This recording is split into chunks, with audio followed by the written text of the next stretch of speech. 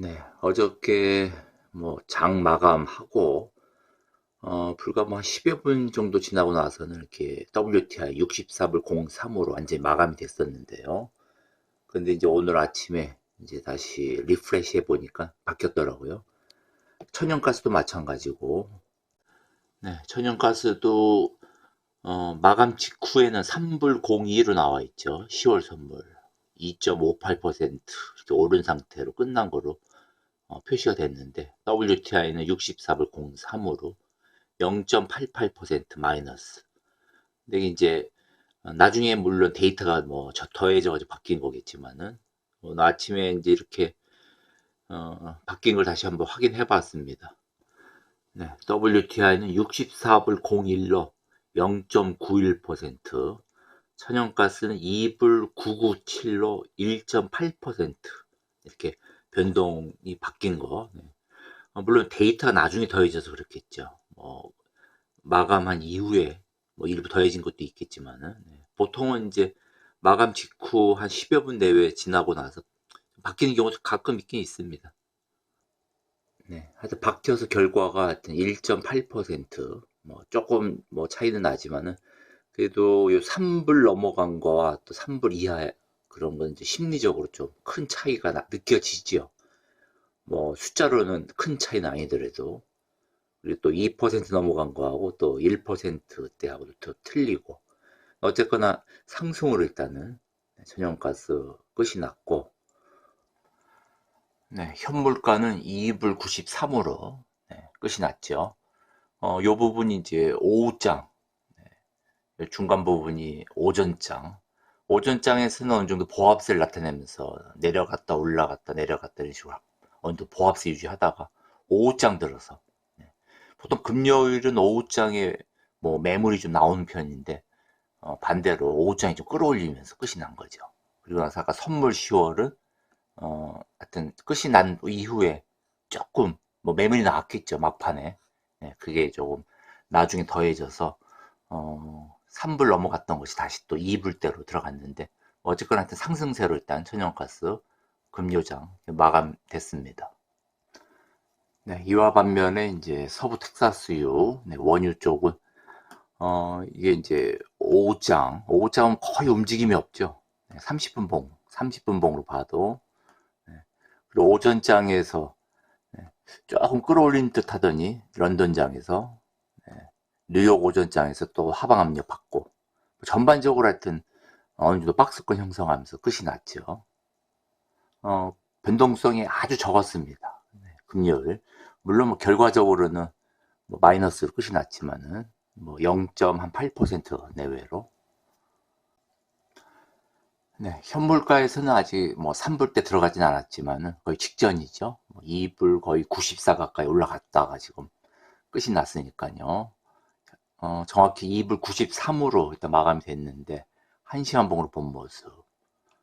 4시간 봉으로 보면은 이렇게 계속적으로 강하게 상방압력 받으면서 그러니까 이번 주 끝이 났고, 이제 같은 4시간 봉으로 봐도 지난번 8월 중순보다 훨씬 높게 올라갔기 때문에 추세가 좀 쏠리고 있는 상황이죠. 12시간 봉.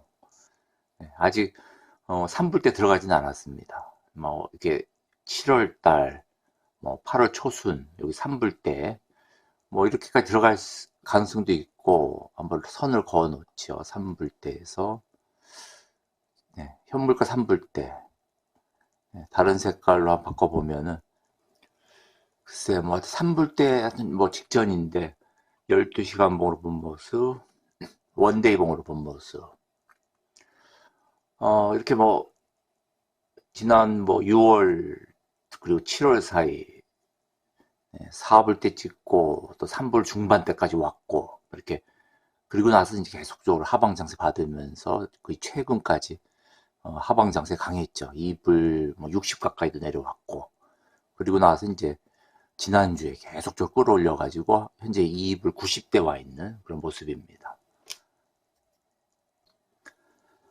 네, 이제 8월이 끝났고 이제 장이 새로 열리면은 이제 9월 장이 되는데요. 물론 원자재 시장은 아직 뉴욕장 열리기 전에 열리니까는 여기 시간으로는 아직 내일 열리니까 8월 31일이지만 ETF 같은 경우는 이제 뉴욕장이나 토론토장 열리고 나서 이제 거래가 진행되니까 결국 9월부터 이제 장이 이제 시작되는 거죠. 내일 뭐 원자재 시장 열리고 나서 뭐 천연가스가 뭐 그동안 계속해서 갭 하락으로 많이 시작을 했는데 뭐 갭 하락이 될지 뭐 갭 상승이 될지는 뭐 지켜봐야 되고요.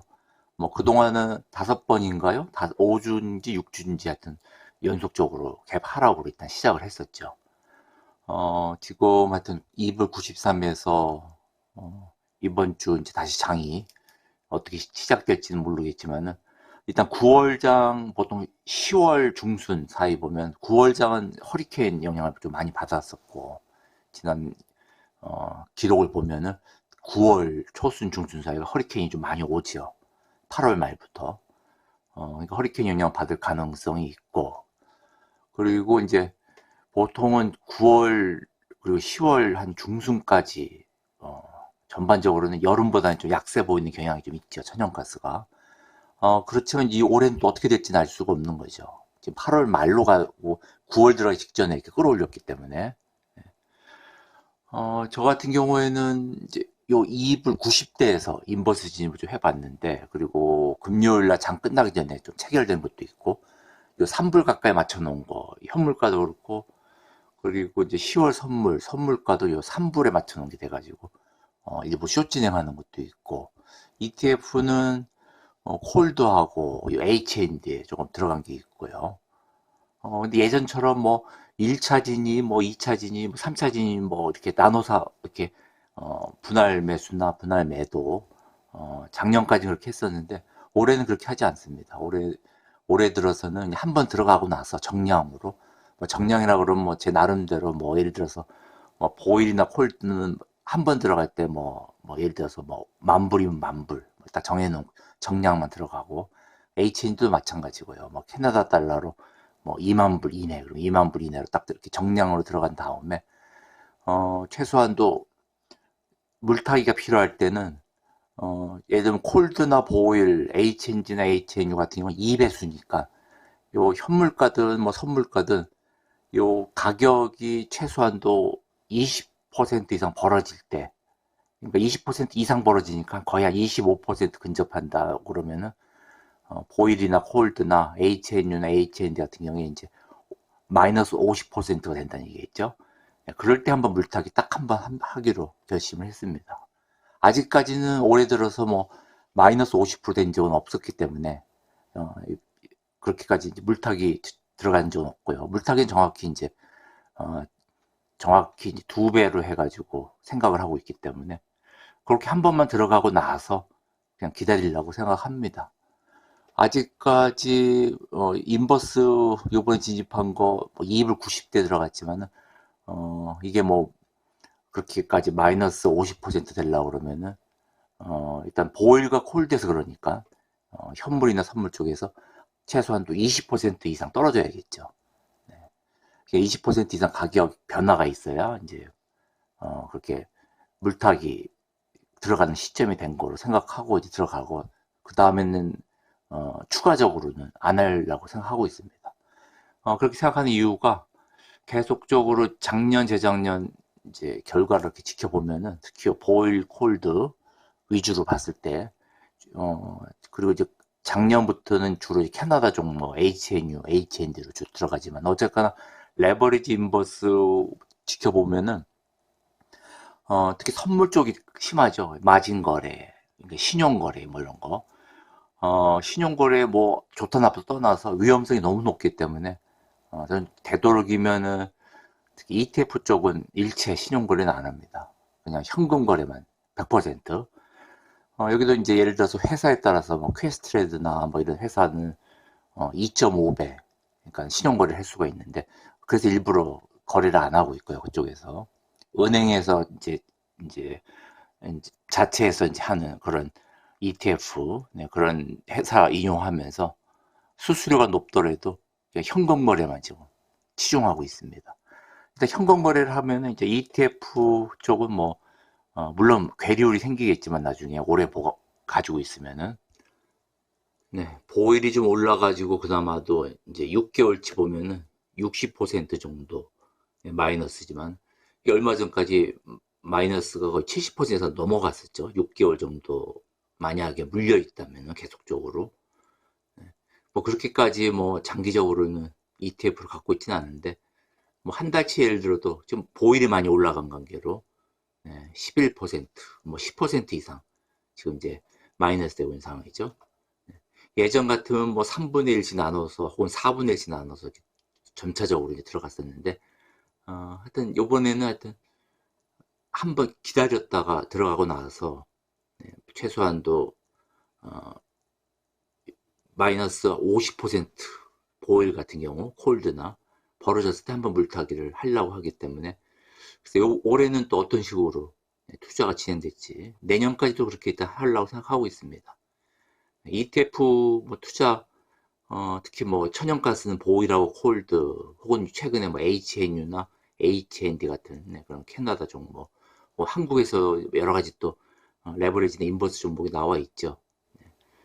특히 원자재 시장에서는 천연가스가 가격대가 가장 변동성이 큰 게 천연가스이기 때문에 너도 나도 많이 뛰어드는 경향이 있는데, 개인적으로 느낀 것은 정량으로 투자를 해야 뭐 이익을 보든 손해를 보든 어느 정도 이제 균일해지는데, 뭐 예를 들어서 뭐 실패했다고 또 돈을 2배, 3배 쏟아부으면은 결국 물론 그렇게 성공할 수도 있지만 물타기를 끊임없이 해가지고 나중에 이제 손해를 볼 때 피해 액수가 엄청 커지죠.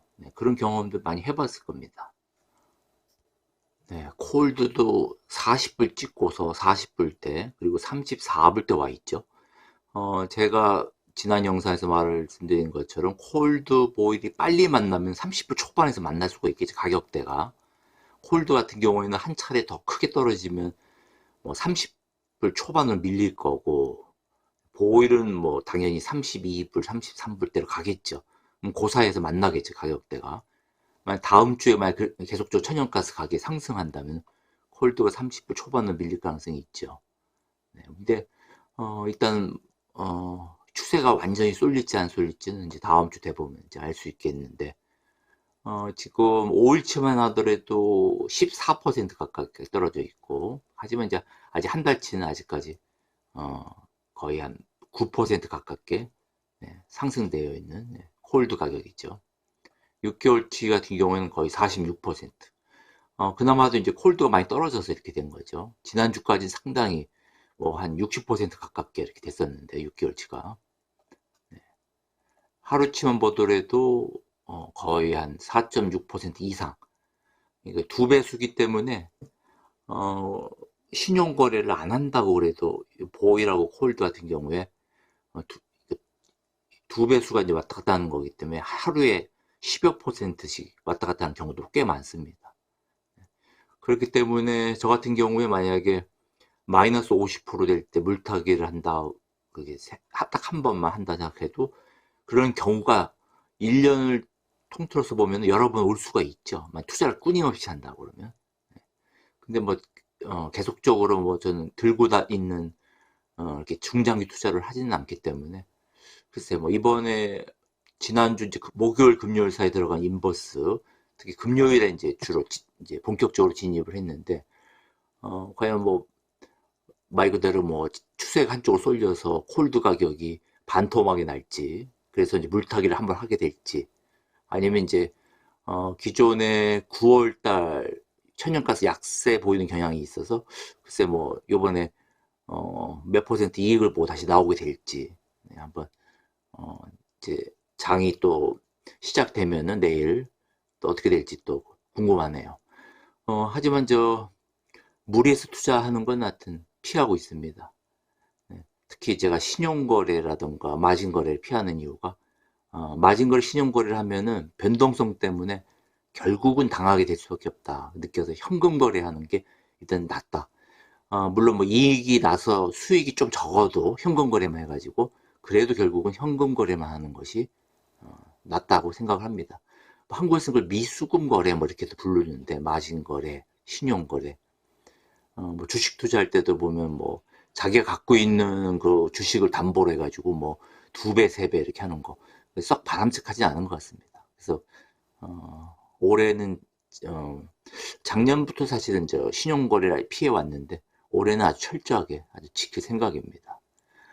하여튼 콜드하고 보일 가격 한번 알아봤고요. 네, 하여튼 좋은 주말 보내시기 바랍니다.